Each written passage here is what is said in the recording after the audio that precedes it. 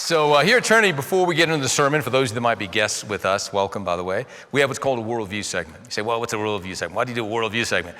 Well, we believe today, more than ever, Christians, sold-out Christians, not cultural Christians, not casual Christians, covenant Christians, followers of Christ, committed to Christ.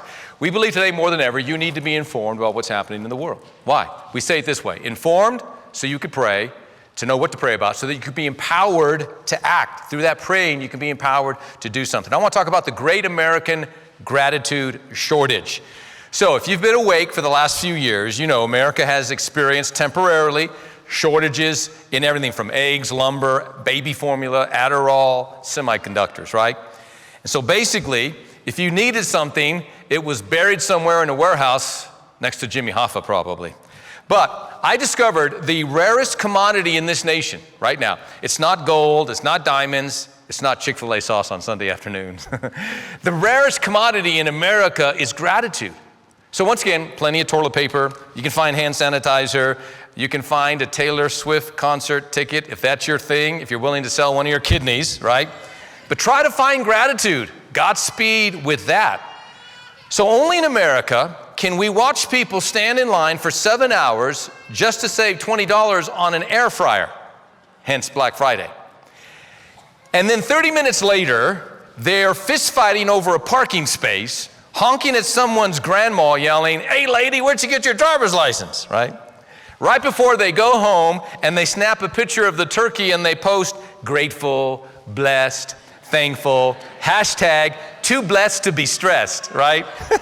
And that person who took the picture is not only stressed and depressed, they're dangerously close to being possessed, if you know what I'm talking about. So here's the deal. We say we're blessed, and yet we live bitter lives. That ought not to be. We post thankful, but complain daily. We talk about gratitude once a year, and then we live as though we're entitled 364 days out of the year. And here's the irony.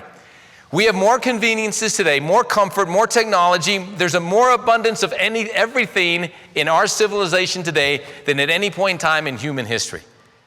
Our ancestors used to have to walk a mile just to get water, and now we complain if our $9 latte, the coffee tastes burnt.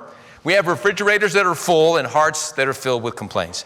We possess more than any generation before us, and yet why is it that we're angrier, more anxious, more easily offended, and more entitled? I'll tell you why. Because abundance without gratitude always turns into entitlement. And entitlement always turns into misery. Listen, church, there is a divine, theological, spiritual link between the blessings of God and having a grateful heart. And when that is severed, watch out.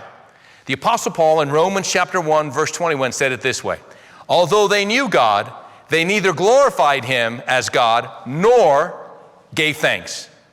The importance and the power of giving thanks. When gratitude dies, everything else rots.